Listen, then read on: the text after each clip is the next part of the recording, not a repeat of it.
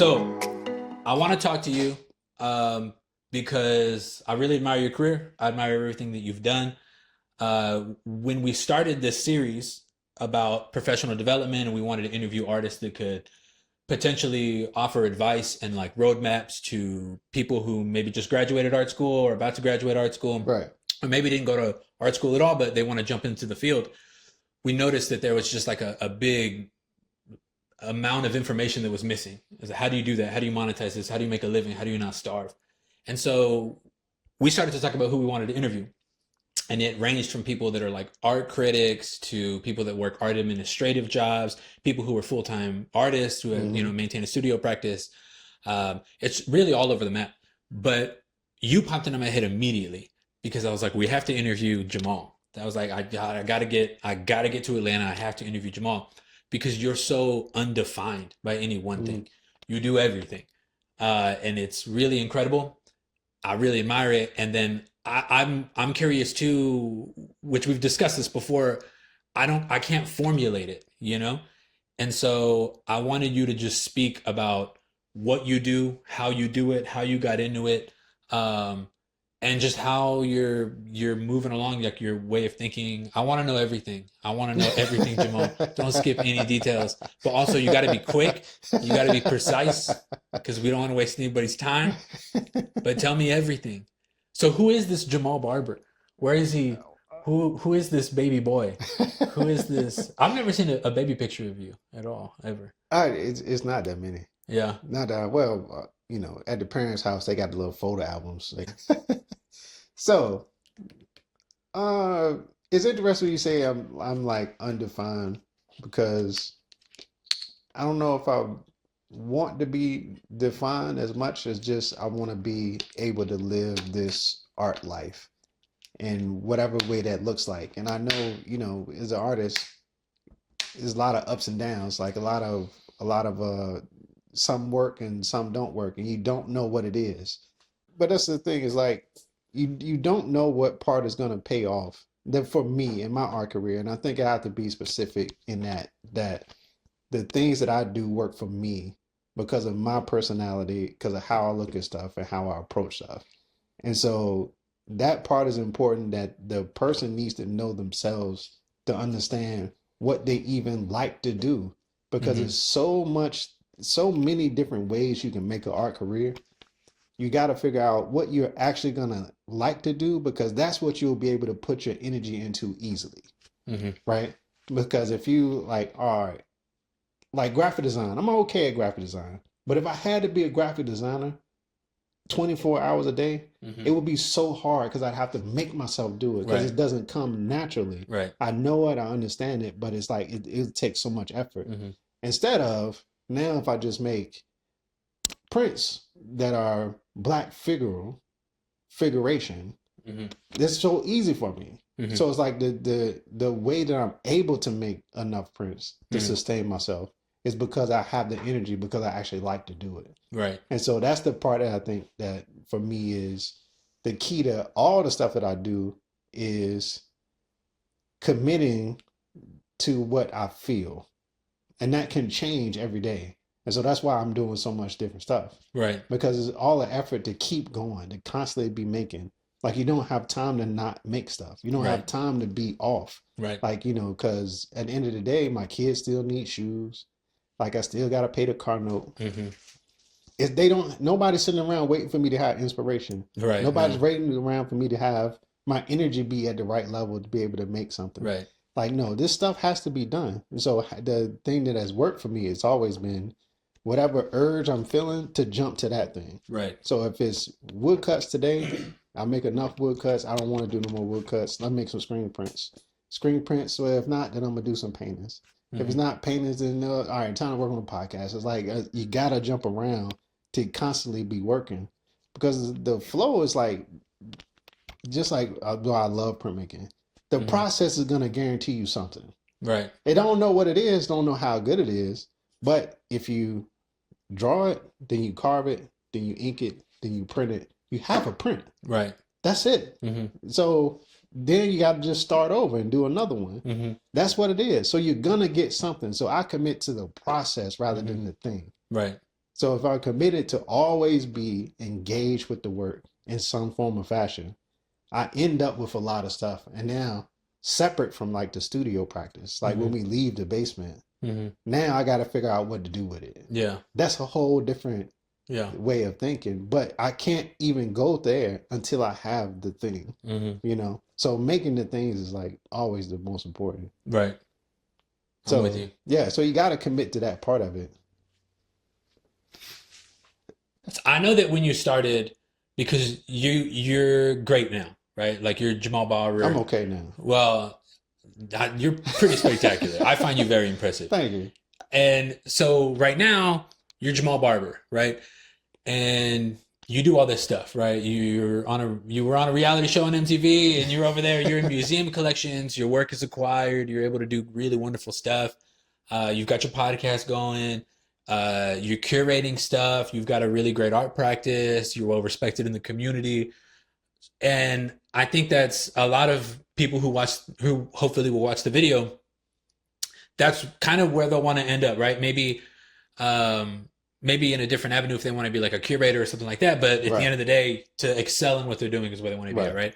But I'd like to hear you talk about, because I know that it wasn't always like that. No, yeah. And I know that you've told me about, trying to sling your work at art markets and nobody was buying it. Yeah. And so I think talk a little bit about that and the transition from that to where you are now.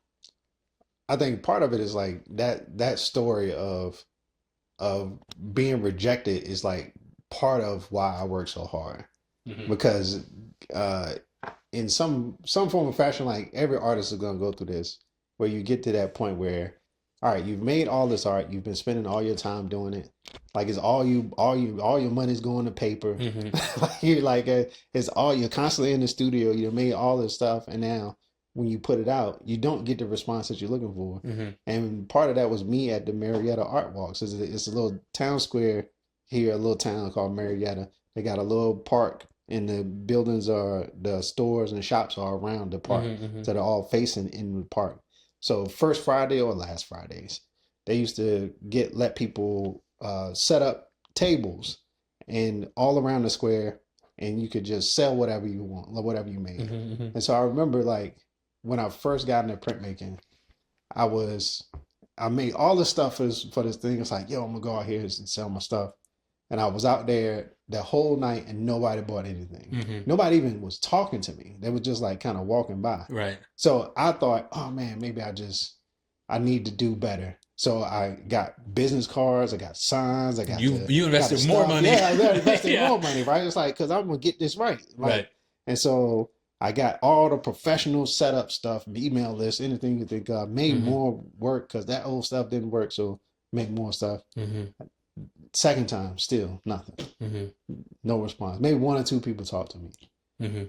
And it's like, that's the part that nobody explains to you. It's just because you made it don't mean anything. Right. Don't mean nobody wants it. Right. It doesn't mean that it's bad. It doesn't mean that it's bad either. Right. It's just like where you are in the Marietta Square with the work that I was making. Right. That didn't have an audience. So now that's when most people quit. Right. Because after a couple of times, it's like, I'm wasting all my money. You feel rejected. I got to like, get a job. I got to get a job. Like it's just not happening. Maybe it's not for me. Maybe I'm not an artist. Like all this stuff. But, on maybe some mom level, was right. Yeah, exactly. Like that's what it is. So like all that doubt and stuff comes back to you. And so I've had, if anybody can look at my career and think it's good, they don't see all the years that it wasn't good. Right. And it really wasn't good. Like, no, I feel you. I've been there. Yeah. It was like I sold one piece. No, when I got laid off from my graphic design job, I became a full-time artist. And it was a year and a half until I sold one piece. Yeah, that's crazy. But that's working every day. I'm watching my son. My wife's going to work. I'm taking care of the house. I'm doing all the stuff. Time. Year and a half of making stuff to get to the point where I sold one thing. Yeah.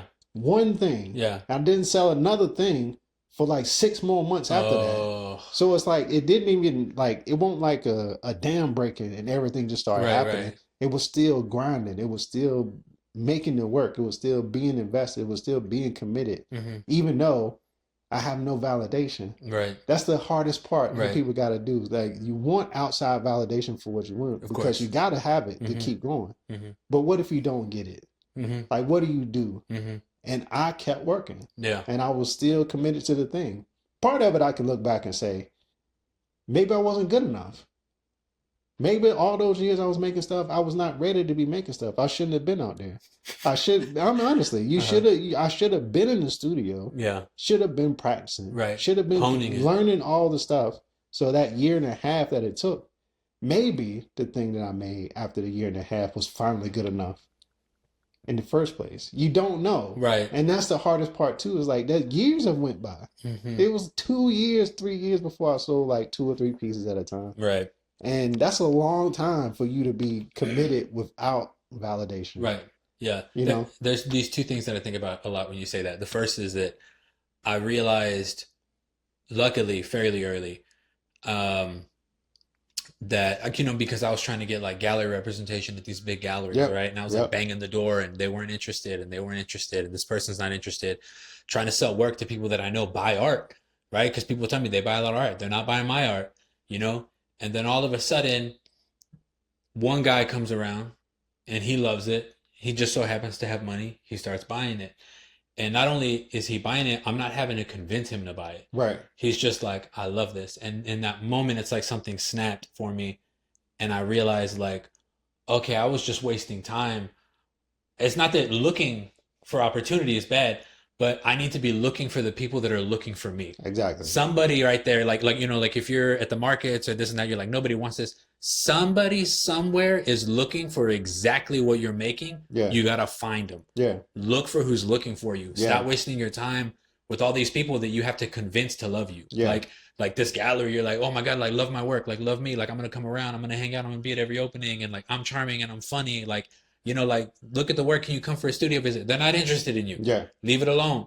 Let it go and go find the person Yeah. who is. And That's what it sometimes is. it's not in the same city. Yeah. Sometimes it's not in the same state. Yeah. But you know, you'll get really burned out and nothing will come of trying to like force somebody to like take interest in the work. Like, Yeah. but somebody somewhere is looking for exactly what Jamaal is making. Yeah. And then when you find them, everything is easier. And everything that I did, it really like opened up, and my life got so much easier when I found my group of people. Because that one guy that was interested in it, he had friends that had the same Yeah. worldview. You know, he was raised in East LA and he just happened to be in Texas. Yeah. And he had friends, and then this, and then all of a sudden word gets out in the right network, and then people just start showing up little by little. It wasn't like a floodgate situation, but it was like over time, steadily, I kept making the things that they wanted. And then all of a sudden I found myself surrounded by people who wanted to be there. Yeah. And I was like, oh, this is huge. It's funny you say that because it's not that you were making the things that they wanted. You were making the things that you wanted. Right. Right. And I think that's the difference. And like when people, it's very easy because I think about that moment a lot when I graduated. Mm-hmm. You graduate, you got a little portfolio, you think you're pretty good, Mm-hmm. right? You're like, Right. oh, I can do this, you know, Mhm. like I'm fresh out. I'm Right. gonna be the new kid on the block. Yeah. And then you They're go not out ready there. for what's about to hit them. You think you About to got give them it. a taste of J Barber.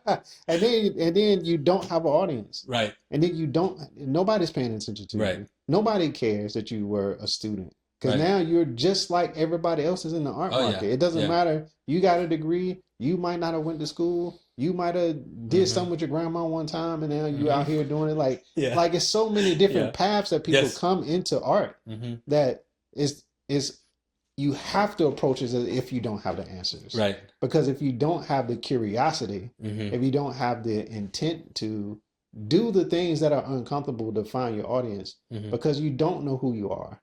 Nobody knows who you are. Mhm. You don't know who you are. Yeah. And so how do you make work Yeah. and think about creating a practice that is sustainable Right. in the long run? Mhm. Anybody can make a piece. What does it mean? Right. Right? Even when you go into those galleries, Mhm. you go into the galleries thinking that like, yo, I'm hot shit. This is about to happen. Mm-hmm. I'm the man. Mm-hmm. They need to sell this work. They Yeah. need my work, Right. but they don't need your No. work. They got work. Yeah. That's why they're open. Yeah. That's The why lights they- are on for a reason. Exactly, Yeah. yeah, And they'll stay on without you. and Yeah. they've already been doing it. Like Mhm. you're just another person showing up. Yeah. And a friend of mine always say that there's more art being made right now than the history of mankind. Mm-hmm. Because we have the access to materials, we Mm-hmm. have the Mm-hmm. quote unquote free time because we're industrialized for the most Mm-hmm. part. And so more people are entering the creative market than ever before. But all of it's not worth buying.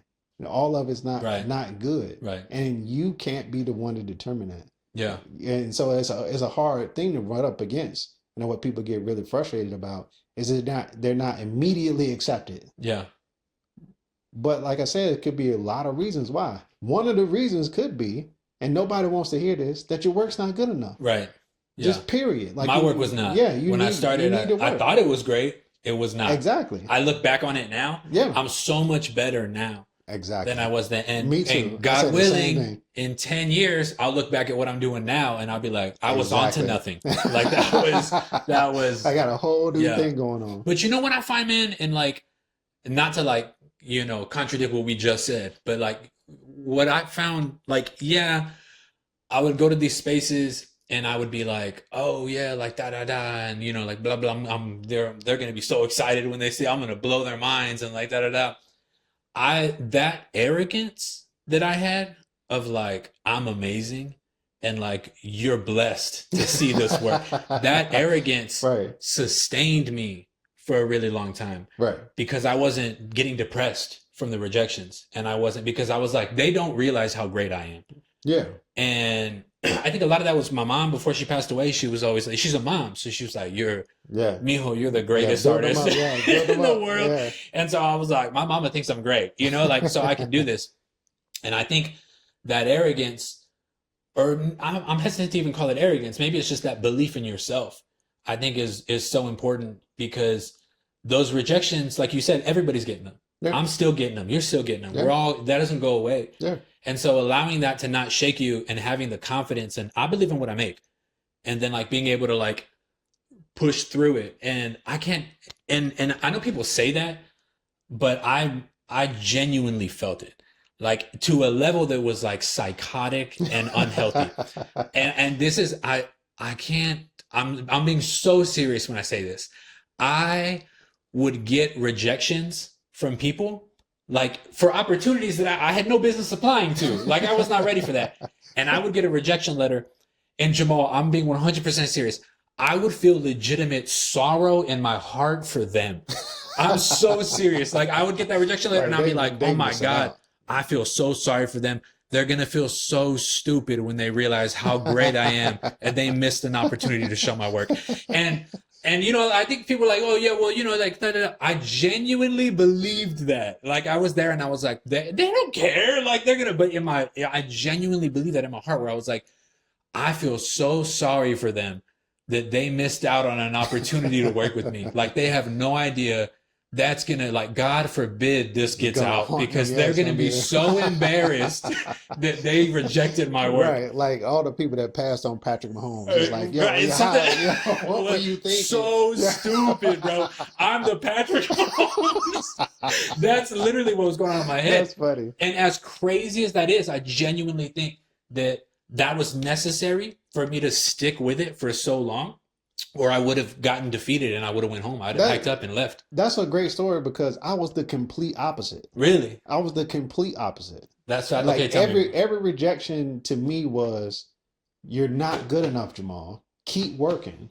Uh-huh. So it wasn't that I believed in myself, is that I believed that I needed to get better and I want to get better. So it was no arrogance to it. I still don't have arrogance now to my work. Right. Because some of the stuff you're very humble. Because some of the stuff people like, it's like, oh man, I don't know, I could have done a little bit better if I would have done this and that. Yeah. If I would, so I'm always wanting and figuring out a way to get better, because I guess we come from two different angles, right? Right. You can have extreme arrogance or extreme insecurity, and both will propel you forward. Yeah. So it's like, but that's to my point.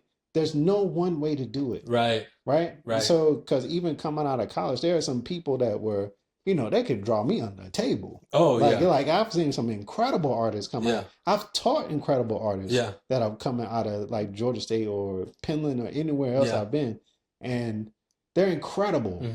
But our approaches are so different. Mm-hmm. And so they're going to get opportunities in a different way than I would get them. Right. Right. I'm going to get mine through persistence and consistency. Right. They might get theirs because they're like spectacular right away and somebody can see them and the right person will see it. Right. You know what I'm saying? So it's like I've seen it happen in so many ways, but that's why you can't judge your story by somebody else's story. Right. Because what they have, you don't know what they have. You don't know. You can't cut and paste it. You can't cut and paste it. There's no way. No, there's no. And I've done studio noise. I've interviewed, over 200 people. Mm-hmm. None of them have the same story in Right. terms of them being professional artists. They all have gotten it in different ways because they're all unique, but they're all making it in their own personal way. Mm-hmm. So you gotta find your space and how you fit into it because art is so personal. Right. Like whether people admit to it or not, like you is just you. Mm-hmm. And when it's like, I can teach you the techniques to do woodcut, but you have to hold the tools. Right. You're not going to make the same marks I make. No. You're not going to make the same decisions I make. You're not going to see the shapes and the designs that I make. So everything you make, even though we're doing the same thing, is going to be you. So it's very personal when you make something, when you take the time and you spend hours to create this one thing.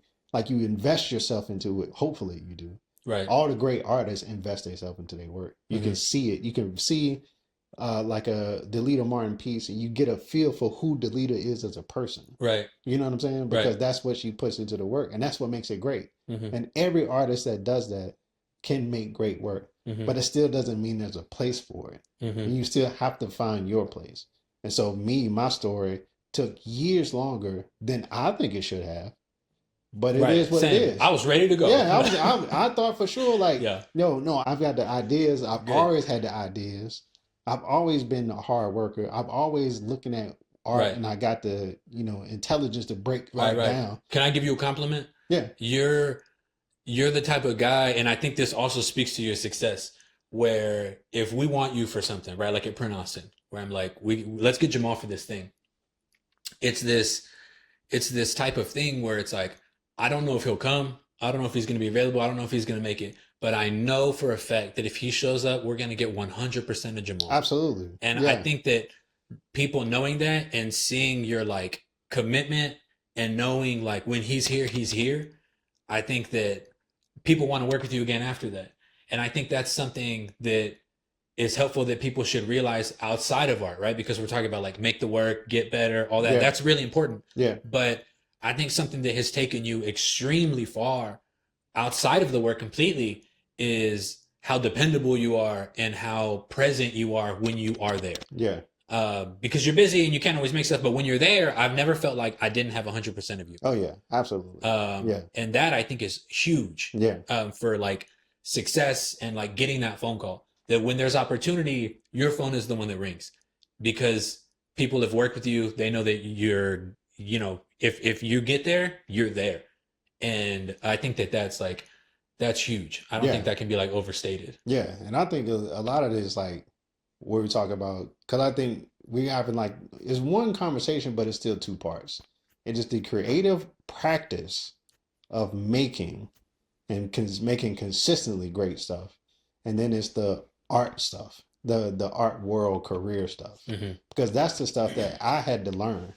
And I learned it maybe not in the easiest way, but I had to learn, like, you got to examine it the same way you examine anything.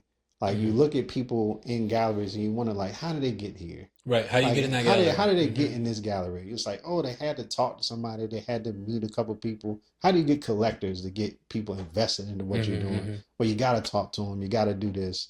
You got to have business cards. You got to have something for them to see. So it's like the art part is not a checklist. Because you can't tell somebody how to make a style, how to build an art practice. Like, that's so particular to who they are.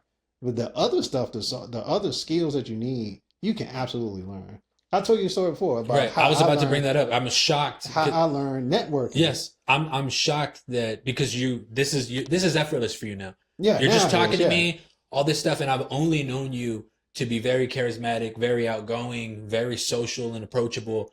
So when you told me that when you first started all of this, that did not come natural to you. Oh no! And you had to teach yourself to go out and market yourself and network. that was mind blowing to me for two reasons. One, because again, I only know this version of you. I Right. can't imagine a shy Jamaal.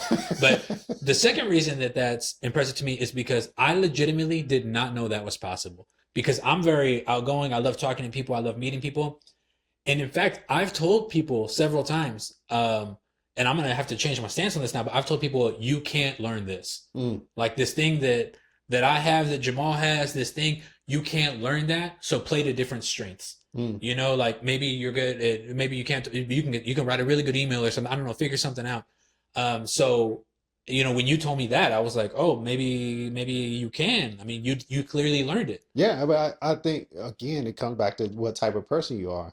Are you the type of person that is willing to embrace change? Oh, Right? yeah, that's Because good. some people like it for me it was an anxiety thing. It was like the Hmm. idea of me walking up to somebody I don't know and just saying something like made me think like, yo, these people gonna think I'm crazy. Yeah. They're gonna like what you Right. what you talked the last time. What you say is like, oh, I got this shirt on, this Yes, stupid yeah, shirt on. you walk into the gallery and you're like, I shouldn't have wore the shirt. Like I didn't feel confident about it at home, and now I'm in the gallery and everybody's looking at me like he can't pull that shirt off, and I'm like, no, no, no, no, no, Not with nobody's this looking shirt. at your Yeah, shirt. not with this shirt on. Like I No, can't and you're talk like, to I her. can't talk to them because I'm uncomfortable in the shirt. I'm too Yeah. stiff. Like I can't. I'm saying that because that's literally happened to me. I Yeah. thought I put this shirt on that had like these crazy ass stripes, and I was like, this looks good. And then I felt it as soon as I put it in the gallery. I was like, I'm not confident in this shirt at all. And I got out and I closed the door. The worst part, I was walking up to the gallery and it had like mirrored glass. I could see myself. You can see the shirt. I was like, You I can need to see go the home. shirt. What is he I doing? was like, I can't do this, man. What the hell was I thinking? But you know what? I went in and I still met people. I knew I looked silly as hell. Right. But I was like, okay, right there, right? Okay, what I just said. Went in there anyways. I knew I looked silly as hell. Something that is surprising to me is that yesterday you told me that you had all this anxiety. Yeah. And you told me, you said, I'm still anxious. I just know how to deal with it now. Yeah. That's wild to me. That Yeah. even after all of this, you still have anxiety. It's not that the anxiety disappeared, it's that you know how to manage it. Yeah. That's wild to me. Yeah. And that's the part that people have to be willing to embrace. To say that most people would look at that as that part of anxiety, that awkwardness, and they will say, this is who I am. Right. Period. Like I cannot change it. Mm-hmm. I just am who I am. I'm gonna figure another way to do it, Mm-hmm. which is the way to do it, which if for some people is possible. Mm-hmm. But I'm also the type of person that will embrace change easily and quickly. Yeah. I adapt like I don't know. I think I have high adaptation skills because if I show up, something's not working, we gotta change. All right, then that's what we're doing. Right. Like I'm never gonna think about it again. Okay. Right. Yeah. And so that's the way I was when introducing myself to people at the gallery. Mm-hmm. So I read this book. I still can't think of the name of the book. I'm gonna figure out the name of this book. We'll find it. We'll get it. I'm gonna find the Yeah. name of this book. But it was basically like a guide to networking. Mm-hmm. So And it wasn't an art book. no, it wasn't an art book. This is about networking and Yeah. meeting people. And so in the book, it said to give yourself permission to go talk to one person, make yourself talk to one person, and then leave. Mm-hmm. Like that's enough for you because Right. your anxiety is going to be at a Right. high level Yeah. at that One point. person and Because you can go. And you can go. So it's like you give yourself permission to do it. Mm-hmm. And like it takes a lot of work. And for people that are socially awkward or they know they haven't got great responses in their Mhm. life, it's very hard for them to do that and embrace it. Mm-hmm. But you go in, you say hello or you say something to one person Mm-hmm. and you're out of there. Mm-hmm. You don't have to deal with anxiety all night long. You don't have to keep talking to people. Like, yo, I've talked to this one person, I'm out of here. Mm-hmm. The next time you go out, you try to do it with two people and then you leave. So it's a progression. Like you Right. learn how to It's do like a it. muscle. Yeah, you learn Yeah. how to do it. And you learn like after a while by talking to people, you learn like when people show up at an art show, Mm-hmm. then they're usually not jerks. No. It's usually not like a bunch of assholes sitting Yeah. around I like know, like I looking hope at artwork. somebody Yeah. comes up to me so I can. I wish they Yeah. would talk Yeah. to me. I'm gonna smack like it's Yeah. like most people are That's the way cool. I am at openings. And so most of the time, I don't know what the percentage is, but probably 80% of the time it's probably two people. Mm-hmm. One is another artist, Mm-hmm. or two is an art collector. Mm-hmm. That's it. Mm-hmm. Most of the time. Mm-hmm. And so they can be from anywhere because you'll Mhm. meet a banker, you meet a dancer, you meet a this, you meet a that, or you meet another painter, or like I'm that person's friend, Mm-hmm. like whatever it is, you realize the anxiety is you, not them. Right. Like they have no ill intent. Yeah. They have nothing. They're not gonna. It's not gonna ruin your life to have an awkward thing. No, Because you no. can go somewhere and meet somebody, have a 5-minute conversation, and never talk to that person ever again. Mm-hmm, mm-hmm. It doesn't affect your life. Like it's okay. That's what I had to learn. Like it's Yeah. okay to talk to people. 'Cause would you be in your head? You go home, they're thinking about Oh you. yeah, They're you would thinking think I'm about so like, awkward. damn, like You're yo, in the shower, like why punching did I the say wall. that? Why did I say that? Yeah. Oh man, I told him their shoes was great. I don't even like them shoes. Like Yeah. it's just a series of skills that you have to learn.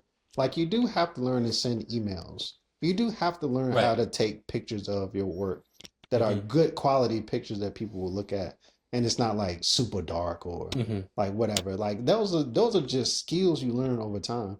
So networking is the same kind of skill. Right. Talking to people and being engaged, like you'll get way more opportunities just from having known somebody Yeah.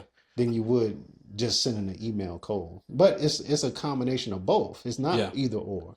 I like what you said because it's like you're talking about like you're talking about like learning new skills, but you're not talking about changing who you are. No, don't change who you are because Yeah. it's the same conversations. Yeah. Because Just different functions. Exactly, because most people are like that. Like most people that are, say it like me. I was a nerdy kid, Mhm. right? So it's like when I show up, like maybe I want to talk about Star Wars Mhm. or the comic books I read or something like that, Mhm. and then you show up and they want to talk about basketball.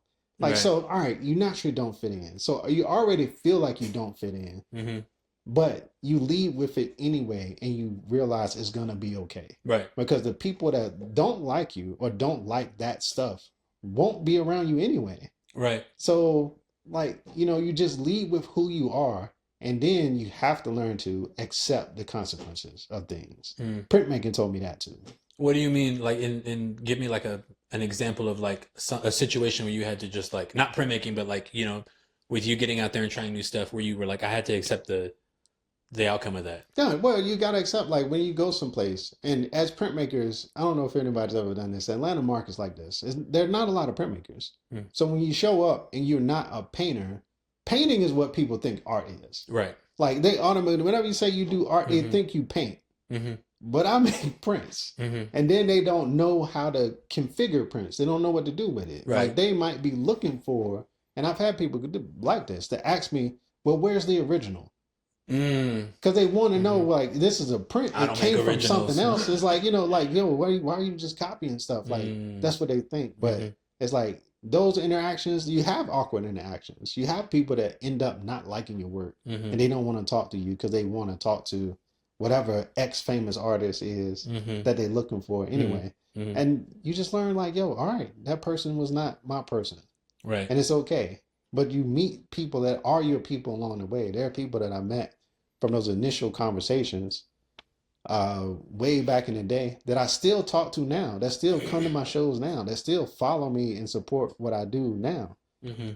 And that's all you can ask for, is to put it out and get the response, because you might get rejected or you might get embraced. Mm-hmm. Just like when you send off that letter to whatever show, Right. Carver is like, Yeah. yo, I'm gonna And send they're my like, stuff. sorry, we don't want to include Yeah, you in it's the like, Whitney yeah, Biannual this year. exactly. You're like, the fools. Yes, the Guggenheim does not have Yeah, room. we're gonna pass. You're like, and, what an idiot. and that's okay. Yo, for You sure. know what I'm saying? So that's like the part that you gotta come to grips with. Like, yo, it's not gonna be the way you want all the time. Mhm. But maybe, not even maybe, most of the time, you can get something out of it. Right? Mhm. It's just like when people apply for shows. Sometimes they apply for shows and they get rejected, but the juror liked their work. You don't know why they rejected you. Right. Maybe they only need 15 pieces and you were number 16. Right. Right? Maybe it was like, oh, well, we already got somebody that does a similar print and we saw theirs first, or Mhm. whatever it is. Mhm. Like, it could be any reason. I've juried competitions. Right. There's a lot of reasons that you get Of rejected. course. Yeah. And you can submit that exact same piece for Yeah. another juror, Yeah. and they might accept it. Yeah. So part of it is like there's so many possibilities every time you do something. Mhm. Just be okay with it, and don't Right. blame yourself as if like, oh, I did something wrong. Like I really effed this one up. Like, Yeah. no, like it's situational. Most of the times it's situational. I've started to do this thing. I don't really apply to like open calls or stuff like that anymore. But there was a point where, when I was starting out, that's kind of inescapable. Like you Yeah, got you to got start to. there. Yeah. Um, and when I started to get into more things and really kind of have a better outlook on my own mental health, is when I just started to take time to research the juror. Mm. And then, I was like, this is a show, or this is a gallery I want to be in. This is a museum that I want to be in, or this Yeah. is this or that, the opportunity that I want. But who's jurying it this year? And then I would look, and honestly, like, I don't know if I should say this or not, but sometimes if the juror's white, I just don't mess with it really. Unless I can Google and see things that they've done in the past, Right. where I'm like, okay, When they got a wide lens on. yeah, yeah. But if not, I'm like, they're not gonna understand the work I'm making. Right. They're not going to. In fact, it might make them uncomfortable. There's too many variables here, and that's not. This just is not. This is not my year to apply for this. And then the next year, it is somebody of color, or it is somebody that I know maybe is white, but they just finished. They did like a show once about like activism, like political activism or something. I'm like, that's me. Cool. And when I started to do that, and I started to like apply only to things that I knew, again, these people are looking for me. I started getting everything. Right. Yeah. And then I started saving a lot of money too, because you got to pay for those things. Yeah. You gotta be selective. Yeah. And there was a time, dude, where I was getting like everything. And it's not that I was getting everything, it's that I was passing on all of the right things. Right. Where I was You're like, applying for the right stuff. Exactly. Yeah. Where I started to filter through, and maybe there was 30 things I could have applied to, and I only sent in things to 2. Yeah. But I got the 2. Yeah. And it was because it was very obvious what they were looking for. Like, I'm thinking of this gallery in Flint, Michigan. It's called Buckham.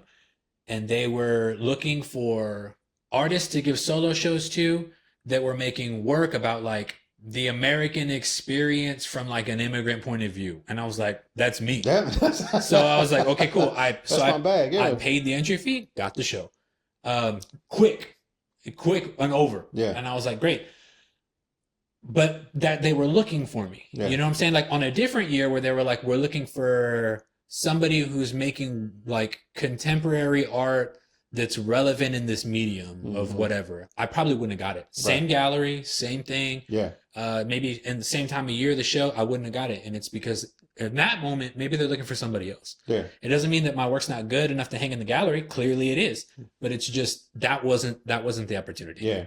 And then I think again, it's kind of that circling back to that thing of like looking for the people that are looking for you. Yeah.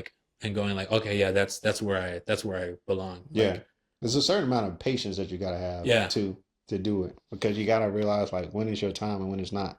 mm-hmm. And it's not up to you, like in a lot of ways. It's kind of like you just always position yourself to be available for the right things. Right. You know what I'm saying? And you make the type of work that you want to be known for. Right. Because I think, because even though these two things are separate, they very much overlap, like a lot.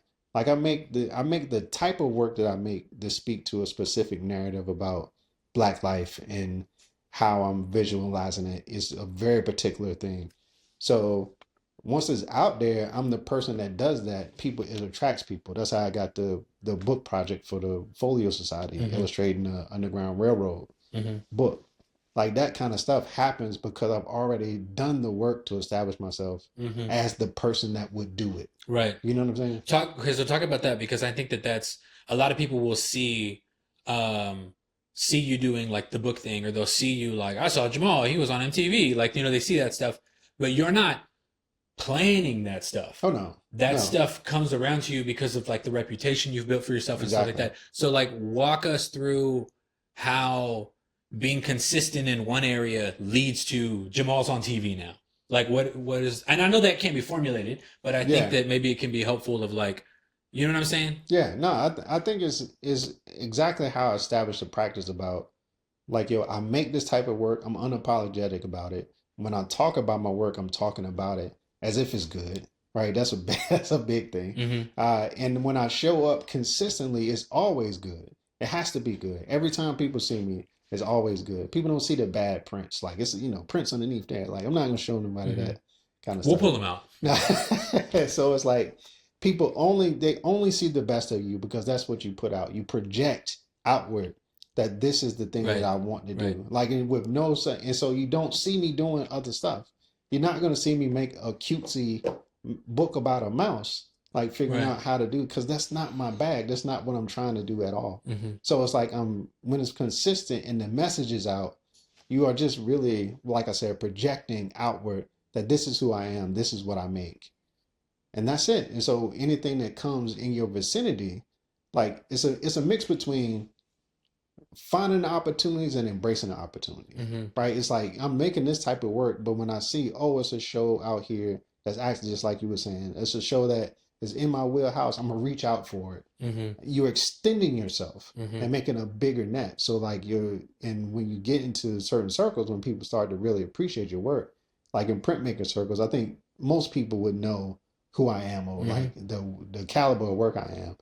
So in their mind, when they think about that type of work or needing that type of work, I'm at the top of their mind Hmm. because I've done all the other work to support it. Right. And so when that project came along, it was going to go to a mentor of mine, Charlie Palmer, and he suggested my name. They looked and saw the artwork that I had already made. And it was like, this is the vibe that we're looking for. Right. So yes, we want you on this project. Like Hmm. that's when people like need a book cover, they say, oh, we saw you did this type of work. Hmm. This is the vibe we need for our book cover. Yeah. Like it's mad opportunities that I've got because I keep projecting this same thing that's true to me. You're never gonna see me Hmm. go outside of myself. You'll see me embrace different mediums. Hmm.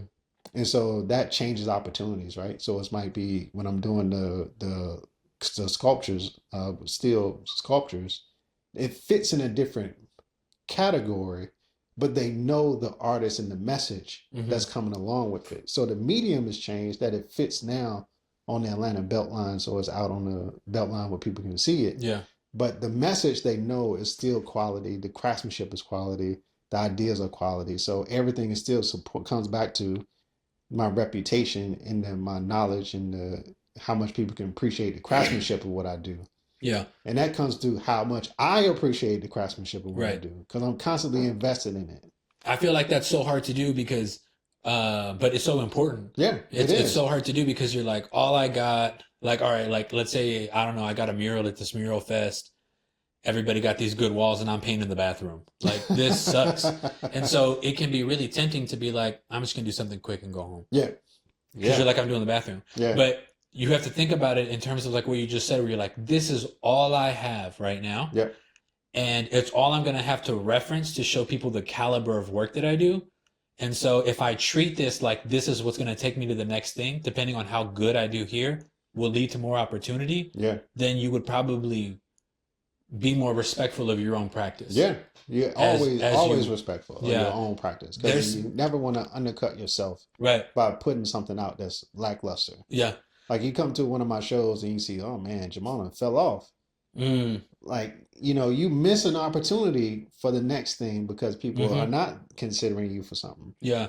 There's been times I love to like do artist talks and I love to like speak and stuff. But there's been times that, I've showed up somewhere and maybe it was like poorly promoted or something and there's like 8 people there.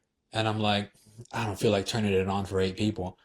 So maybe I'll just answer a couple questions or this and that. But I'm like, you know what? I don't know who those 8 people are. And one of those people might change my life. Yeah. So, and I've had stuff like that kind of happen where it's like small settings. And here's an example. I don't do commissions. I hate commissions. Me too. And I don't want to mess with I that. don't like commissions. Now, if the work isn't selling, or something like that, I might, this or that. There's this guy who showed up and he was like, do you do commission work? And I wanted to be like heavily like, no.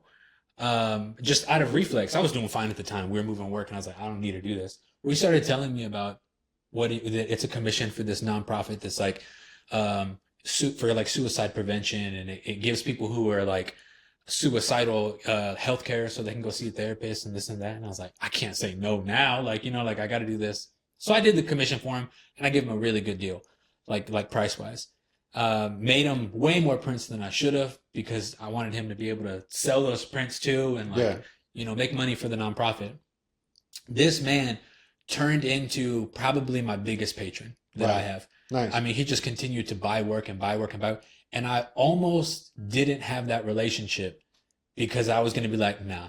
Yeah. Like, I don't want to do that. But I said yes.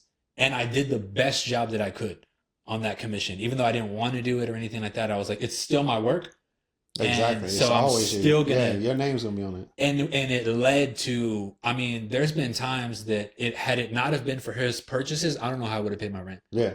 Like I mean, and I would have missed out on all of that if I would have done a bad job with the commission, if I would have just said like no. And so like honoring every opportunity that you have, Yeah. I think is so huge for like young artists to like realize like no matter like how small it seems or how insignificant or how, you know, maybe it's not the huge show at this museum that you want to do. Like I understand that I was there, but like it's still something, Yeah. you know? Yeah. You got to do it. Yeah. I still do shows in the Fulton County art centers. Like they're county art centers. Like it's not, the most prestigious thing in the world, but it just gives you a space to do it and for people to see it. And you never know who's going to see it. Yeah. And at this point, you can document it, put it on Instagram and TikTok or do whatever. Like you never know how much the reach is, but you have to make it. Mm-hmm. Like it always comes down to that. There's a lot of artists that talk about what they can do, Mm. and so you got to be the artist that do it. Mm-hmm. You don't got to talk about it. You got to You show don't them. talk about it. You got to Mhm. show them. Like, and if it's not your time, it's not your time. It's Mhm. okay. Like I don't have the work to show you that I can do X, Y, and Z, Mm-hmm. but I'm gonna keep making this work that I believe in, and then that's the work you'll be known for. Mm-hmm. So you should never even take stuff that you don't feel committed to. Like Right. if you do have like a big hesitation about doing murals, don't sign up to do murals. Right. Like it's kind of it's a simple thing of following. It's not simple because you got to know who you are, and a Mhm. lot of artists don't know who they are. A lot of people don't know who they are. do stuff Yeah. because that's what people do. Yeah. I did that when I was painting. I did that a lot. Like I did this type of picture because that's what I've always seen other people do. So I'm gonna do it, Mm-hmm. and that was not who I was. Mm-hmm.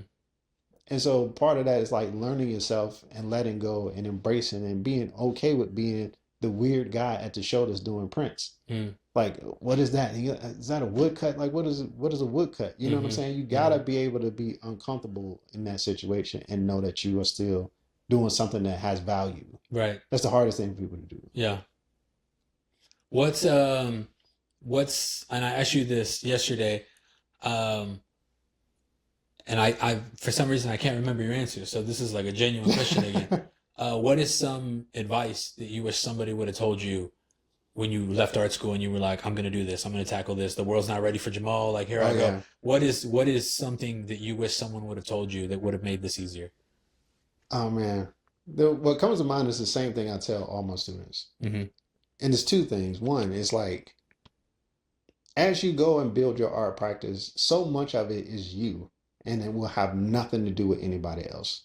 Like all those years that I made stuff, it's probably been 14 years since I've been a full-time artist. Mm-hmm. The last 5 have been what people know me for. Right. Even though I've made some of that work in the years before, but it wasn't until maybe it's 7 years. The last 7 years is what people know me for. But those first 6 years, I needed to be the person to commit to the practice Mm-hmm. and to have a practice so that when the time came and it was people actually were picking up stuff, I was able to do it. I was able to maintain it because that's what I was already doing. So work is available because I'm the person that's making the work available. Mm-hmm. You know what I'm saying? And so it's like you got to build your practice in that. And doing that, you always attach joy to your art practice. Right. It should always be fun. You Mhm. should never be laboring over something or feel mad that you have to do it or like Mhm. regret having signed up for something. Don't ever do that to yourself. Like if you come to the studio and I do this a lot and you see all this kind of stuff around, like if I'm working on this angel, I can't quite figure it out. Work on another painting. Mm-hmm. Like don't sit and just belabor it and beat yourself up because Mhm. this is like you. It's you in Yeah. your time. Nobody else is here in the basement with me. Mm-hmm. Like I'm here, I'm spending all of these hours. I can either spend it laboring, forcing myself to do something, mad, frustrated, anxious, all the bad negative stuff you can be, or I can do something that I enjoy. If you enjoy it, you're probably going to do more of it. Mm-hmm. And that's the stuff you want to be known for anyway. It would be a shame to blow up. Mm. And people love this thing that you do, and you go home and you hate every second of you Mm. having to make it. Mm-hmm. You don't want to be that person. Like Mm-hmm. you might as well just go work at Target. Right. You know what I'm saying? So it's like you gotta attach joy to what you're doing. It seems like it to me, in all the years that I remember struggling, when I broke through is when I did stop beating myself up about it. Mm. And when I did like just say, no, I'm gonna enjoy this thing. I'm gonna have fun. I'm gonna work with who I want to work with, the people I enjoy. I'm gonna do the projects that I enjoy. And that's gonna be it. And it's gonna be okay. Mm-hmm. Right. And when I did that, that's when my artwork, one, I got way more productive. Mm-hmm.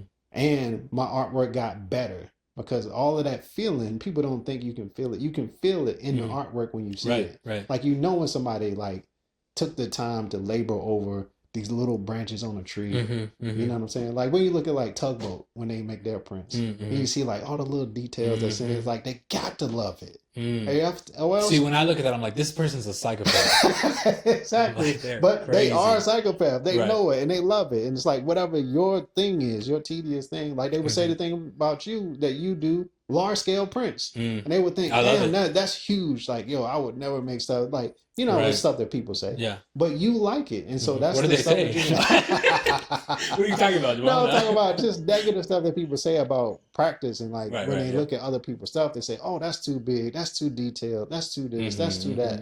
Like, you know, you do what you enjoy. Yeah. And if you stick to that, then that would be the best thing you do. Yeah. The second thing I tell people is get rid of your expectations. Ooh. Get rid of your expectations. Because just right, we're going back to what we were saying. When you get out of school, you swear to God, this portfolio is so amazing. Yeah. I got all the work right here. I got my degree. I was the best I in the class. am ready I'm to ready. go. I am ready. They can't wait to see it.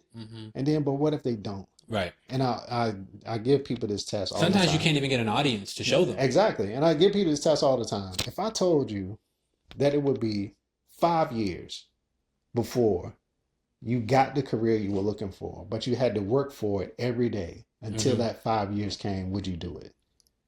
If they would do it, then you can be an artist. If you won't do it, if you want it immediately, you don't want to wait that long, you want to do shortcuts, you want to get in this show, you want to just make t-shirts or whatever it is, like whatever shortcut you can think of. If you want that, then you probably won't be the type of artist that'll have a long-term career. Right. Because all the artists that have long-term careers they go through those points. They go through low points. They go through points where they're not in favor.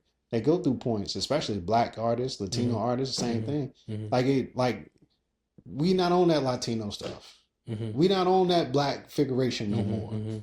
We sell sailboats. Yeah, we say we moved on to you know red abstracts. That's what we own. Right, now. right, like, right. Yeah, you know what I'm saying. Yeah. Like, and so the market does this and that, and exactly. there's nothing we can do about that. It comes and goes. It's waves, and like this might not be your time. And is that okay? Would you still make work and enjoy it and be happy? Those are the people that can actually make work and have a career. And if you don't truly enjoy it, I don't see how you do it. Right. Because if not, sometimes that's all you got. All you got is like me sending pictures to Chloe to say, look at this. What do you think about this? Like sometimes that's all you got. Right. And you gotta like make it work somehow. And if you're looking for immediacy, if you're looking for something spectacular to happen to you, it's only 1 in a million. Right. Of people that get it, and they next thing you know, they're in the Studio Museum and they're in the Guggenheim, and like all of that's one person. That's one person. I watched a documentary on Howardina Pindell. She was having a solo shows and stuff. She was 76 years old. Right. She talked about how she wished she would have got this type of attention when her body was capable of making. Yeah. But she's 76 and she's living. She got all these studio assistants helping her. She gets around in a walker. But in the video, she was making and going about all the stuff, and she does a lot of stuff. And that's her journey. That's the journey that you might have. Couldn't have happened any other way. You might be that person that she made some spectacular work. I'm not saying that. But I'm saying people didn't pay attention to her because of the politics at the time, her being a Black woman, all the like racial hate that she got when she was working in certain places, had to resign and did more pieces, didn't get attention because of her look and all the stuff, the things she was making work about. So all of that matters, and you can't control it. Mm-hmm. All you can control is how much you put into it, Mm-hmm. and whether or not you do all the little stuff necessary, so that when your time comes, you're ready. Mm-hmm. And you don't know when the time will be. You don't know if it'll ever come. Right. Because I've seen some people that it was a guy. He had a show at and forgive me, I don't remember his name. This is more to my point, that he had made work his whole life, never had a show anywhere, Mm-hmm. and ended up having a museum retrospective in Virginia Incredible. after he passed, and they gathered up all his work, Yeah, all wow. his work he had. He never got any attention Yeah. for it when he was alive, Right. but he was making it. He Mm-hmm. had hundreds of pieces. Mm-hmm. That might be your life, Mm-hmm. and is that a life well lived for you? Right. You, Yeah. it's Would you gotta do this be. if no one was Yeah, watching? you gotta be. Yeah. And if you don't. That's the part that, to me, that everybody that I know that's successful has that in them. Yeah. That will make work regardless of Right. Whether you're looking or not. you're Here looking I or am. not. Nobody Yeah. cares. They got a whole series of things that you've never seen. Yeah. They've been working on for years, Mm-hmm. and maybe you'll see it. Maybe you won't. Maybe you see it 5 years from now. Mm-hmm. Maybe you won't. Yeah. And like that's the life, right? You know what I'm saying? And Yeah. you make it work. You find a way to make it work in between. Yeah. It's great because I feel like the two things that you just said are so attached to each other. Like have no expectations and attach joy to your practice. I think it's only possible to let go of those expectations and feel good about it if you are implementing that joy in your practice. Yeah. And I think that you do that so well, and you see the evidence of it in the things that you do, that you're like going from, I'm in here, I'm getting ready for this solo show. I'm going to curate a show now. I'm going to do this podcast. I'm going to leave the podcast. Oh, I'm going to go into academia. I'm ready to leave academia. Like, oh, and you're kind of bouncing around everywhere, and you're doing this stuff, but you're doing it all well. You're doing it all excellent. And I had always kind of been like, what is this guy doing? But after talking to you, I realized this man is chasing joy. Yeah. And preserving peace. Yeah. He's staying in art. He's staying in that wide lane of art and creativity. But he's chasing joy. He's not allowing himself to be like defined and locked into one thing. Yeah. As soon as, and so I guess that's something I'm interested in is it a point of where you're like, this is no longer fulfilling me and that interests me, so let me take a break from this and jump to that? Is that, or is it more methodical than that? Like, are you plotting it out of like, oh, every other year I'm going to try something else? I definitely don't plot it out because it's also like the opportunities that I get come from the amount of work that you make and how you make it and how you project yourself. So you get opportunities randomly, calls that I couldn't have told you I got the call to illustrate the Underground Railroad. Mm-hmm. I couldn't have said that. You would never have thought I'd be on a TV show. Right, you can't plan that. You never would have thought I'd been on a TV show. No, I mean, no, I was like, what the hell is he doing on TV? Hey, but even like an art competition show, like that wouldn't show, you didn't know it existed. Yeah, nobody so knew it, you can't be like, I want to be on that. They made it for you. Like, exactly. So, get Jamaal on the phone. We're making a show. So it's like part of it is not planned, but also it's like I'm open to it. Mm-hmm. I think that's so important, and that's something that but you attaching joy to stuff. Okay. And then taking opportunities as they come to you that you're like, that sounds interesting to me. I want to do that. I want to explore that. And I'm not going to, let myself be like, well, I can't do that because I'm doing this right now. Like, no. It's okay to let go of that and do this. And that's something that, honestly, just from talking to you right now, I'm going to try to implement in my practice because I don't do that. Yeah. There are times that I go into the studio and I'm like, I don't want to be here. And it's because I do the same thing again and again and again. And I've never really allowed myself to be like, let me just do something new. Let me do something else. There are things that bring me joy. I like to make these like oil pastel drawings. I love them. I love to make them. In fact, if I literally just cannot work on a big woodcut, even though I know it's bad for my timeline and stuff like that. Like right now I'm working on a show for the Illinois Museum of Art and I got to fill the whole museum. And nice. I'm way behind. Yeah. But sometimes I'm like, I really just don't feel like doing this.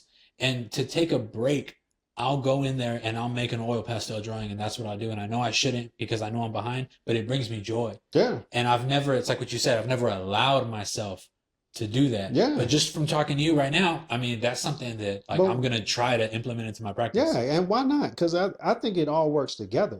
I don't think it's separate. Like my paintings and my prints exist because they come from the same person. Mm-hmm. So it's like when I do a show, if I'm doing a show, and the next show I do will probably be like this, it's gonna have paintings in it, but it's also gonna have prints in it. Mm-hmm. They are together. They are not separate. Mm-hmm. I would be interested, like for you, like if you're doing the large scale woodcuts and oil drawings Mm-hmm. in the same show. Yeah. Because they're expressing the idea in two different ways. Right. You haven't switched like your focus on what you're doing. You're still talking about the same things. The medium has changed, so the message might feel a little different. Mm-hmm. Like with my paintings, my paintings are gestural. They're explosions of color. There's all these things. Very dynamic. Yeah, and my prints, woodcuts are black and white, graphic. You're like tight. You know what I'm saying? Like it's a space in which there's something to be said about Black identity that cannot be said without the gesture. Ooh, yeah. You know what I'm saying? Yes. But it's stuff that you can have to be said about Black identity that can't be said with the gesture. It has to be graphic, and you have to lean into the cuts and the technique and the design of this thing. And so it's both. Both of them are supporting the idea. And so you're doing a disservice to make yourself do the same thing all the time. And they feed off of each other.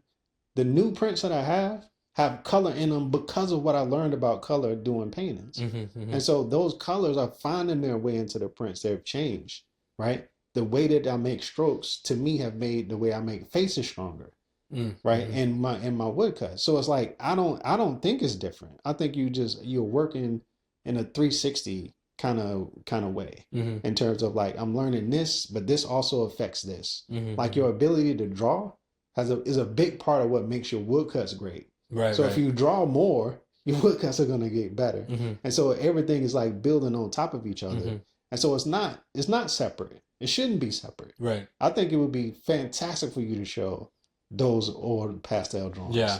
In the same show with the woodcuts because they work with each other in ways that you don't even know yet. Yeah. Because you haven't let yourself explore it all the way. Right. You haven't learned everything you have to learn about oil pastel drawing yet. Yeah. Because you haven't done it and committed to it. Right. But what if you did and then jump back into the woodcut? Yeah. You know what I'm saying? Yeah. I think too, like this is a good opportunity and we're way over, but I think that this is good. Well, we got to cut out the first 20 minutes. Well, yeah, that's true. Yeah.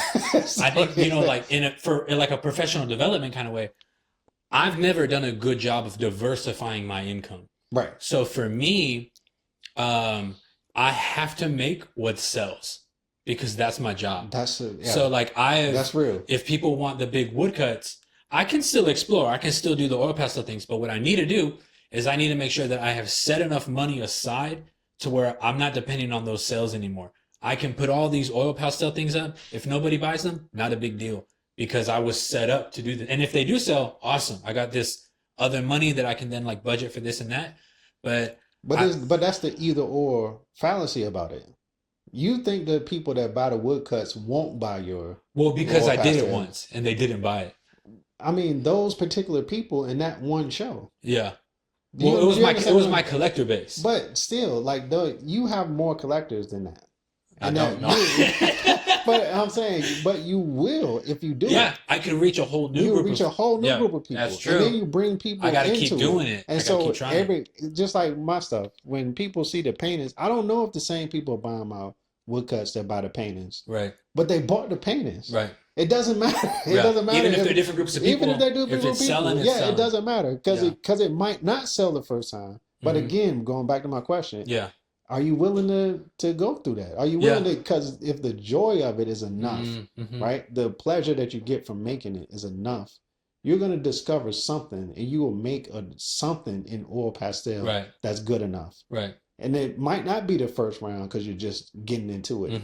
And you are timidly getting into it, right? What happens when you jump in all the way, knowing for sure, because it's a different mind state. If anybody's ever made a show, they know the difference between making something and making something for a show. Right. That you know for sure, like, no, I'm making this because it has to be, it's going to be part of what I choose from to make a show. It's a whole different way of making stuff. If you thought about that with your woodcut, with your oil pastel drawings, the same way you think about it with your woodcuts, because you know for sure, no, this woodcut is, I know what I'm doing. I'm Right. committed to it. This Yeah. is, it's gonna look like this. It's gonna be like this. People are gonna like it Yeah. because of this. You don't have that same thought about your oil pastels yet. Yeah. But when you give yourself permission to do it, you make a different type of oil Yeah. pastel. He's pointing at me now. No, because I am. Because yeah, no, you're right. Because this is the part this is why I love talking to other artists. Yeah. Because this is like, as I'm talking to you, I'm also challenging myself to say it. To say, like, yo, what is it that you're holding yourself back from? Right. Exploring that Yeah. you could be into a whole new space. Well, I talked to Rashawn Rucker. Me and him are doing a show in Tennessee next year. Rashawn Rucker does the woodcuts. He does the monoprints. Then he does the drawings. Yeah. And then he comes back and he was doing like the sculptural Yeah, church the ceramic pieces. stuff too, Like and I mean it's everything. Like it's everything. But all of it is supported. So when you look at it, you know it's rough. You can feel it. Oh yeah. Your oil pastels can be the exact same thing. And so that opens up a whole new market to you in terms of works on paper, in terms of look, that people will be surprised about it. Right. And then they give you credit for that because you've made something else. Oh, you also do this. Oh, you're a much more potent artist than I gave you credit for, because I thought that I had you in a box. I thought you were the large scale woodcut dude, and I don't need large scale woodcuts, so I don't even consider you for stuff. But wait, Ben also does these drawings, and the drawings can't be the same large scale unless you. No, I make little ones. Yeah, that's what I'm saying. I do like one day, like 2-hour session things, and I'm like, it's done. I love it, and that's the kind of to me, that's the work of an artist. That's what people need in terms of exploring and learning themselves and like making work. Yeah. Making work that you want to make and you believe in. It's gonna find an audience. Yeah. Because it has to. Because it's gonna be too good. It's gonna be too much of you in it. All the ways that you understand design, scale, rhythm, everything that you put into your prints, you're taking that same understanding into oil pastels. They might not be as good as your prints right now. I don't think my paintings are as good as my prints.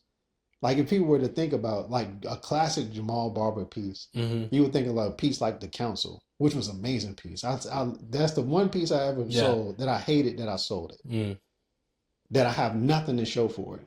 But the memory of it. Yeah. I have one piece like that too where I'm like, damn, I'm good. Yeah, like that was piece that was like, the piece, and it was so effortless. It came together. I made it. I carved it.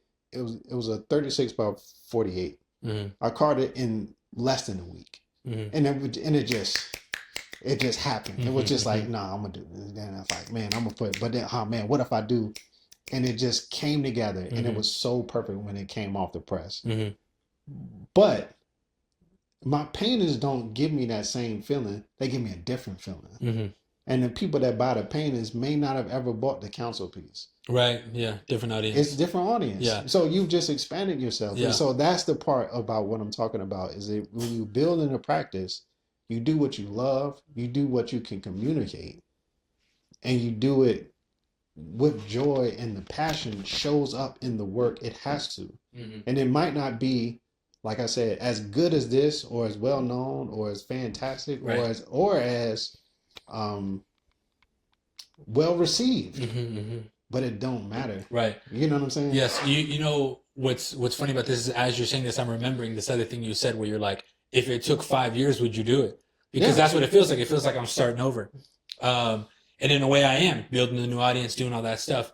And I think clearly I'm willing to do that because I did it for the woodcuts. Exactly. I waited the time and I already did it. Exactly. But it's like now that I've obtained it, it's like, oh, I don't want to go through that again.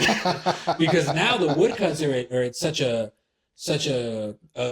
great place that like I'm blessed in that I can just have a drawing and I can send it out. We can pre-sell the whole edition. Yeah. That's not happening with those oil pastels. It could get there one day. Yeah. But you know, it's almost like because I've did that with that, it's like I have to ask myself that question again of like, how much joy does this bring you? Is it worth going through it again so you can feel that joy? But I've never thought about it like that until we're talking. I'm really in real time. I'm realizing this and thinking about that's it. That's good because it's hard because I can't tell people to do what I do because I'm willing to take the hit. I'm willing to do a whole show of paintings and people want prints. And all I got for And you you're are like, I these left them at paintings. home. All I got for you are these paintings. You Yeah. want a painting or not? Yeah. The paintings are, one, they're more singular, so they're more expensive just economically compared to, all right, one painting might be $8,000. One print might be $2,000, but it's 8 of them. So, all right, it's a whole different way of calculating money. But artistically, I'm willing to take that bet. Artistically, I'm willing to fail at it because this is what I want to do. You know what I'm saying? Like, I'm okay with it. And I'm not telling you, if you're not okay with it, don't do it. Right? Because everybody's circumstance is different. If you look at it and you're like, I gotta make this amount of money, so it has to be this type of thing. Oh, people only want that, go for it. Yeah. Because that's going to be what works for you. You got to do what works for you. Right. You got to be responsible with your finances. Hey, exactly. Yeah. And I would never tell anybody to just give up their money. I would just never live in a box, them, man. don't worry about it. Man. Do it for the art. Yeah, you'll be fine. Like, I would never tell anybody that. I'm saying that I will be fine. I'm willing to take that risk because what I get out of doing it gives me more than just making the prints. Do you know what I'm saying? Yeah. Like the things that I learned about color and organizing and planning and how I make my paintings help me, I know for sure 100% when I do my prints. So I'm willing to do it because I get something in the end. So even though this might not sell, when I do go back to prints, because I'm always going to go back to prints. I love printmaking. I would never give it up. So when I do go back to print, she's always there for always. you. Like, she's kind of bad. I gotta get back over there. That's my baby. You know what I'm saying? It's like, so when I do this, I know for sure. No, I got this. I know, and it flows effortlessly. I don't have to do it, but I like the struggle. I like figuring it out.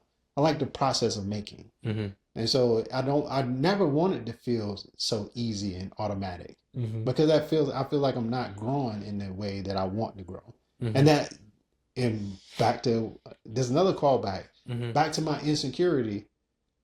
I still don't think I'm good enough. So I have to keep growing. Right. Like where I am is where I am and it's fine, but it's not good enough. It's never going to be good enough. Yeah. So I have to keep growing. Yeah. What's the next way that I can grow? Yeah. I have to grow because as far as I know, I've never been in the Venice Biennale. I still got mad room to go. Yeah. Like people ain't paying no attention to me yet like that. Like not certain people. See, that's what's fascinating to me is that I think everybody has different things that drive them, but having something that drives you is so important. And then for you, that thing of like, I got to get better. I got to get better. And like, maybe that's like, like you'd call it insecurity. Yeah. I think I have a version of that too, where, I do think that, again, I have like maybe some lingering arrogance. I'm aware that that it's not the reality, but where I'm like, I'm really good, you know? And I think what drives me is I'm terrified of something that's inevitable, which is I'm terrified of being forgotten about and not having opportunity. Right. So I'm like, I gotta work hard. I gotta create enough for the show. Like I think for the last like 4 years, I've had 3 solo shows a year. Oh, it's just ridiculous. That's a lot. It's stupid. Yeah. But it's from a place of insecurity where I'm like, I have to do more. Yeah. I have to, be exploring new markets, right? I got to do the show in the Southwest. I got to do a show in the North. I got to do a show on the East Coast. And like, I got to do all this stuff. And it's just a different form of like insecurity where like, and then one day, again, it's inevitable. One day, I don't know, some kid, I'm going to be old and some kid's going to come out and he's going to be like, he is going to be the shit. Yeah. He's going to be the kid that I was when I was all arrogant and like, man, he's going to do what I'm doing better. Yeah. And I'm going to inevitably have to like forfeit that position and give it to like the next generation. Yeah. And then I'm going to have to operate from like a different space, That's something, we're getting real off topic now, but I think it's interesting or I think it's good, Delita is, to me, at the top of her game. But when you talk to Delita, she speaks as if she doesn't know that. Yeah. And she speaks like she's winding down. And like she's let me use her studio and her press and stuff, and Delita's, I've talked to her and she's like, I've done that. I've been there. I've done it. I want to start giving back. And she's like, like if you need anything, come here. You can use the studio. You can use the press. Whatever you need, you can stay here. Like da da da. She picks up the phone. She mentors. And that thing that I'm so terrified of like this young kid coming around taking opportunity. Delita has so graciously stepped into that role. Right. And so graciously been like, I cannot wait to mentor the next generation of artists. And I cannot wait to help people. And I cannot wait to like, this and that. And then, but to me, I think she's doing that way too early because I'm looking at, I'm like, girl, you're on the climb is still happening. Yeah. Which maybe that's why she so graciously is able to do it, because it's not like she's hunting for opportunity or anything. I mean, she's killing it. But yeah, just I think about that sometimes where I'm just like, man, I hope that I'm as gracious as she is. Yeah. Like Yeah. when I get older, I hope that like, I'm that generous. Yeah. With my time, with my resources, with Yeah. with everything, because she's so vital, I think, Oh, So absolutely. I mean, even our collective, right? Yeah. Like, I mean, it only exists because of her generosity. Yeah. She's like, I want everybody to come here, hang out, and make prints and da da da, and Yeah. and then she's like taking us around Houston and doing all this stuff, and then you and I just sleeping on the floor, like hanging out, just being stupid. I mean, it's incredible. Yeah. But I think that's also part of like, I don't know where I'm going with that. I didn't have a point. No, It's just it popped into my head. no, Man. because to me, I think it relates because it's still about building the practice that you want. Right. And Yeah. like part of the practice that she wants is to not do it by herself. That a lot of people go through this. I go through this because one of the reasons that I teach and that I think I teach well is because I was that artist. I'm speaking to myself at that age of a person that wanted desperately to be an artist. It's all I've ever wanted to do. But I didn't have the confidence enough to do it, and I didn't have the skill to do it. Now that's the person that I'm talking to in terms of raising. I'm healing myself by helping these other people. Yeah. And that's part of who I am too. So that's why I teach and do the other stuff, and I mentor and I bring people in. I do collaborations. Like all this other stuff is because part of it is that connection is a part of the art for me, right?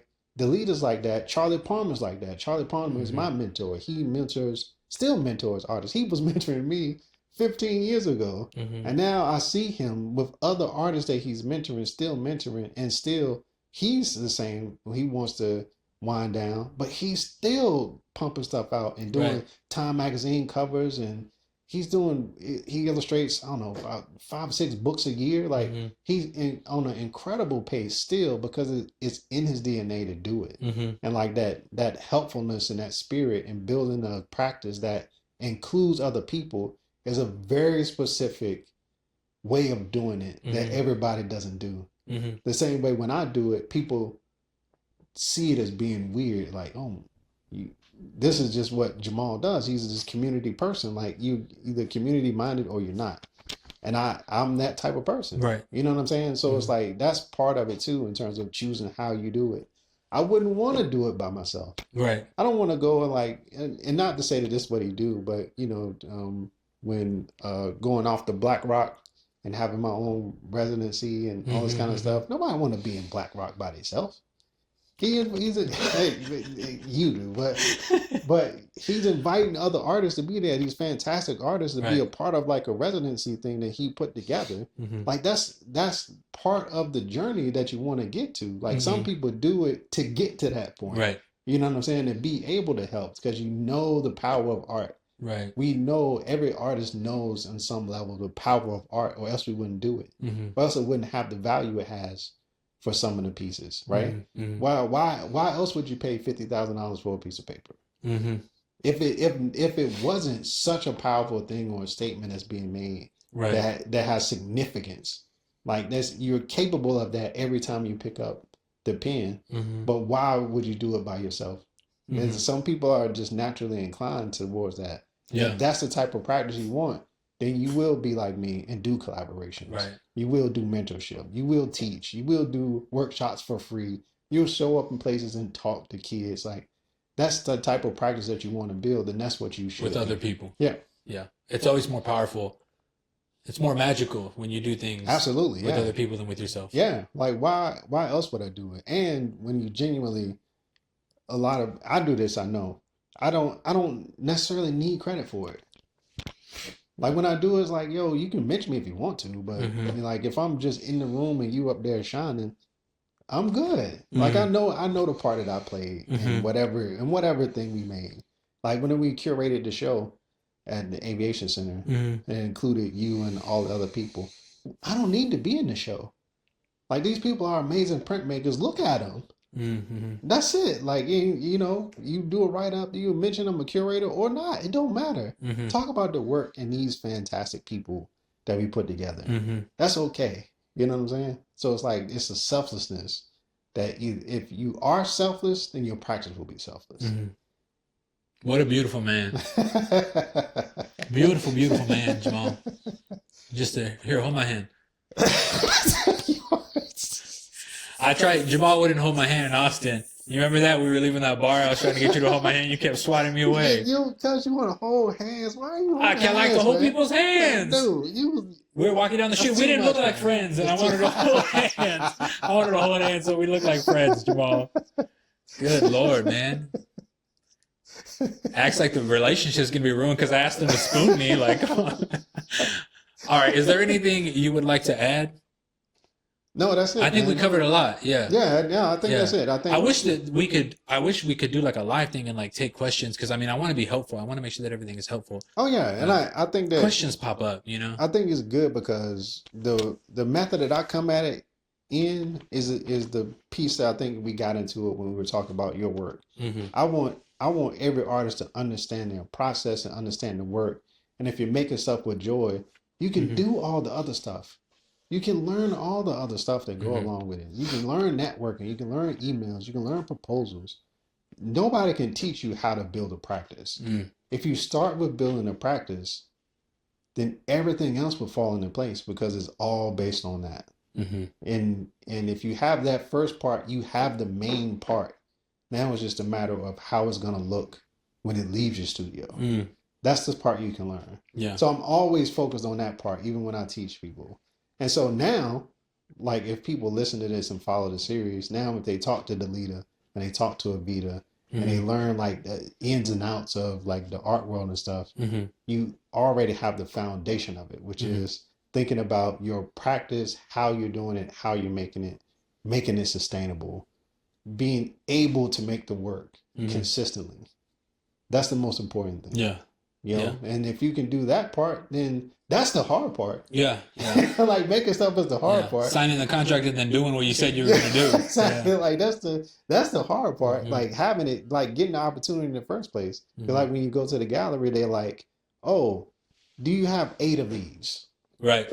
And then do you have another 7 of them? Right. If we sell out the first Right. 8. You got how many at this size? How many at that size? Exactly. So Yeah. they want specifics and it's all categorized. Mm-hmm. But you got to do the work to make the thing. Mm-hmm. And if you can live in that space where you providing for yourself and giving yourself permission to explore and to have fun and to make stuff, you're going to make something.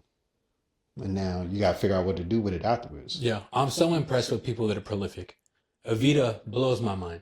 Every time I go into her studio, she's got like 10 new pieces. They're all going to Paris. This set's going to Milan. This is going to, and I'm just like, I'm working on the same woodcut. And she's out there like knocking it out and just killing it. And I'm always so impressed with people that are like prolific. It's mind blowing. And that's, I think, a quality of like every successful person is just their work ethic and how they can they never out of ideas. Yeah. And I'll go into Vita studio and I'll sit there and I'm just like, I don't know what I'm doing. Just swinging my legs in there. Like, yeah, I'm you know, I mean, that in itself is a bad sign that I got time to go in there and swing my feet around. Oh, yeah. And I got to do it in her studio because she's always in the studio and I'm nowhere near my studio. I'm like, my studio's on the other side of town and I'm just in there like, I ain't got no ideas. Like, I don't have any. And she's like, I mean, how often do you draw? How often do you just sketch? Yeah. And I was like, I don't know. She's like, I sketch every day. And I was like, okay, damn, calm down, bro. Not a contest. But she's like, you need to sketch. You need to sketch every day. She's like, because I'm never out of ideas.